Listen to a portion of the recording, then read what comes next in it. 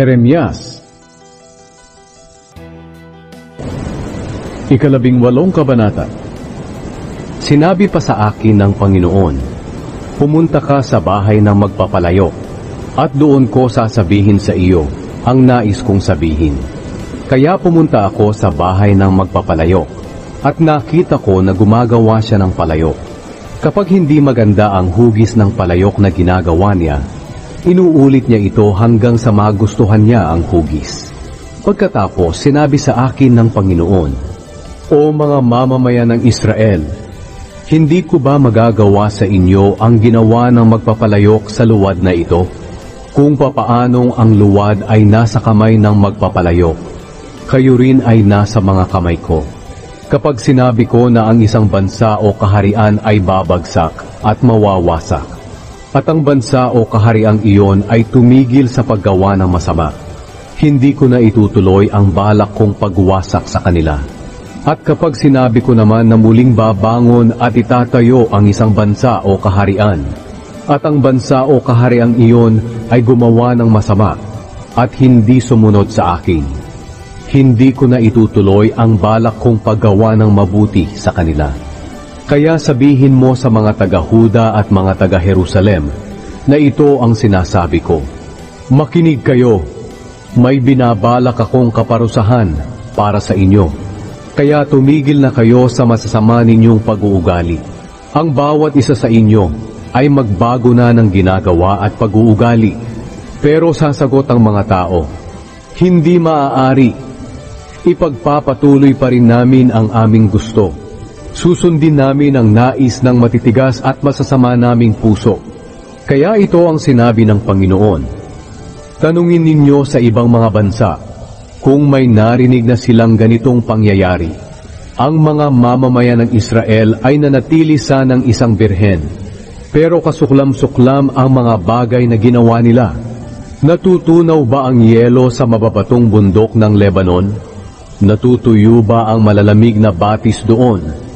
Hindi, pero ang aking mga mamamayan ay nakalimot na sa akin.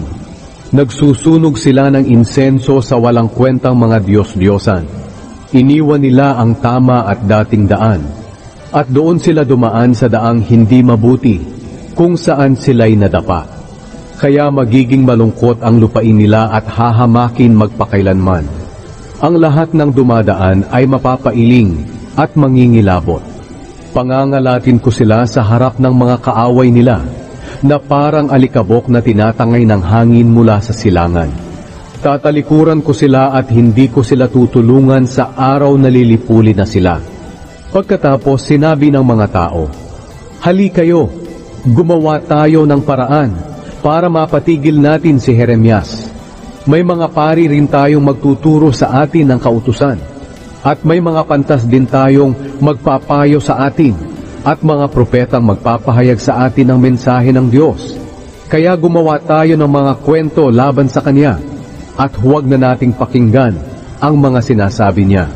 Kaya nanalangin ako, O Panginoon, tulungan Niyo po ako. Pakinggan Niyo po ang balak ng mga kaaway ko sa akin. Mabuti po ang ginagawa ko sa kanila, pero masama ang iginaganti nila sa akin.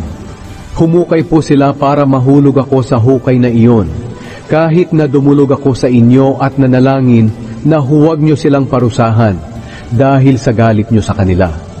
Pero ngayon, pabayaan po ninyong mamatay ang mga anak nila sa gutom at digmaan. Pabayaan niyong mabiyuda ang mga babae at mawala ang mga anak nila. Pabayaan niyo pong mamatay ang kanilang mga lalaki sa sakit at ang mga kabataang lalaki sa digmaan. Hayaan niyo silang mapasigaw sa takot kapag ipinasalakay niyo sa mga kaaway ang mga bahay nila, sapagkat naghanda po sila ng hukay para mahulog ako roon, at naglagay sila ng bitag para mahuli ako. Pero alam niyo po, Panginoon, ang lahat ng plano nilang pagpatay sa akin. Kaya huwag niyo silang patawarin sa mga kasalanan at kasamaan nila. Hayaan niyo silang matalo ng kanilang mga kaaway. Habang nakatingin kayo, iparanas niyo sa kanila ang inyong galit.